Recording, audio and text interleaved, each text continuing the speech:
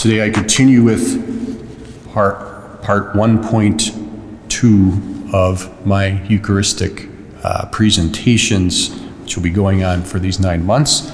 I always want to give credit to Father Thomas Joseph White, Dominican, for the content from his podcast on the Eucharist. And so this is the second part in November, and just so you know, in December, I looked at the calendar, it's probably better to do it up early. So the first 2 weeks in December, I'll do parts 2.1 and 2.2 to avoid the holidays. So today, as I covered it yesterday, some of you will hear it for the second time. This introductory piece, this first month, is kind of very basic material to kind of set a platform or foundation. And the question St. Thomas Aquinas addresses whether the Eucharist is necessary for salvation. Of course, the Eucharist is the source and summit of our life as Catholics. And yet the answer is no in this regard. It is not necessary for salvation. But wait, we say the Eucharist incorporates us into the church. There's no salvation outside the church, like there's no salvation outside the ark, right? And so how does that play out?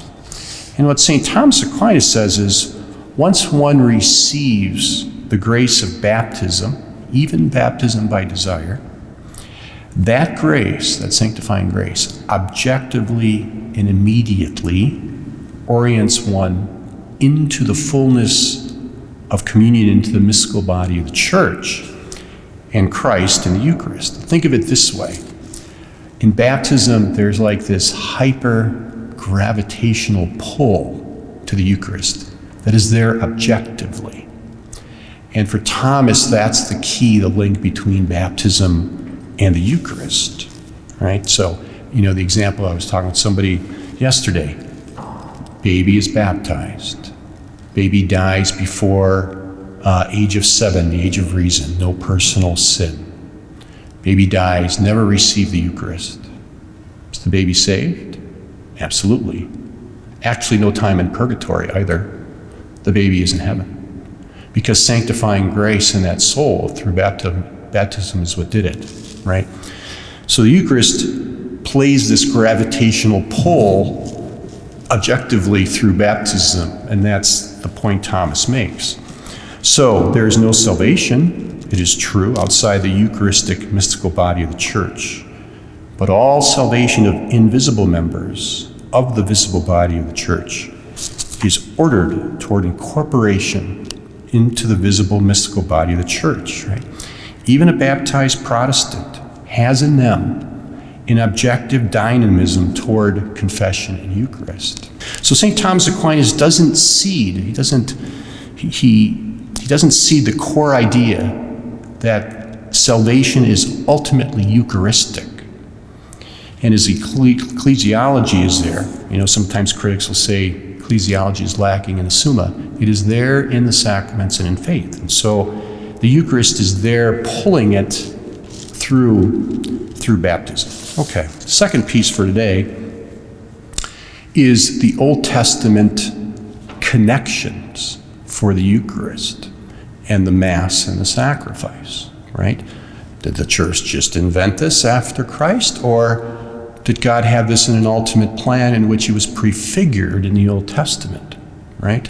And that, to our Protestant brothers and sisters, would be a sign if there's a continuity between the Old Testament and the New Testament in regards to these figures of the sacrament. So the question is whether the Paschal Lamb was the chief figure of the sacrament of the Eucharist from the Old Testament, right?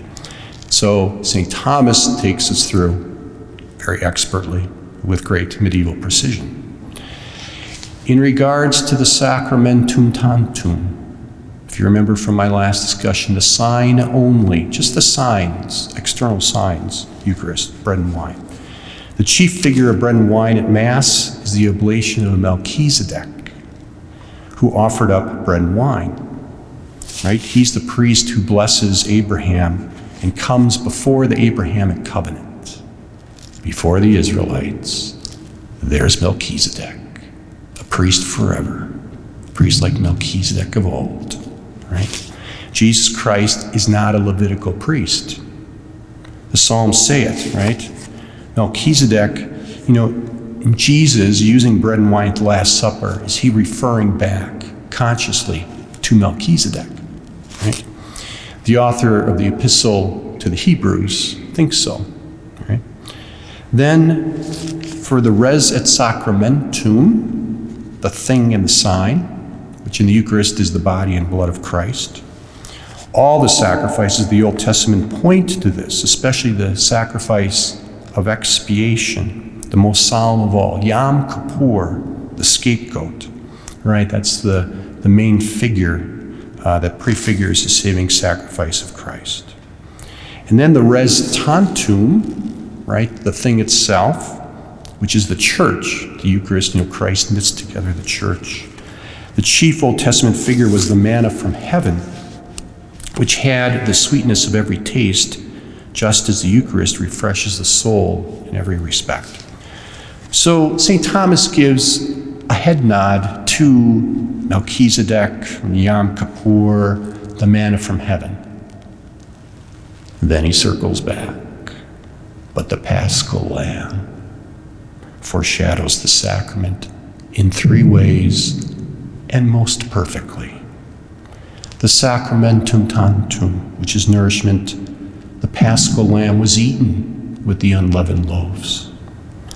The res et sacramentum, the sacrifice, the Paschal Lamb was immolated by the whole children of Israel on the Passover as a figure of Christ who is the Lamb. And then the res tantum, right? The thing itself, the church. Thomas says the Paschal Lamb caused the Passover of the angel of death in Egypt and brought the Israelites as a community from Egyptian captivity when Pharaoh gave up, and Christ as the Paschal Lamb takes away the sins of the world by bringing us from the captivity of sin. So you can see the roots of the masses of sacrifice in the Old Testament. It goes like this. The Paschal Lamb is slain. The blood is put on the lintels. The angel of death passes over. Pharaoh releases. That, in effect, Moses pulls that community out of Egypt, right, and forms the Israelites. The Lord is sacrificed on the altar. In Holy Communion, he starts to knit himself through all of you to build his community. The Paschal Lamb here is like the Paschal Lamb in Egypt. As we celebrate the Eucharist today, we ask our Lord to give us that greater appreciation for that continuity from the Old Testament to the New Testament on the Paschal sacrifice.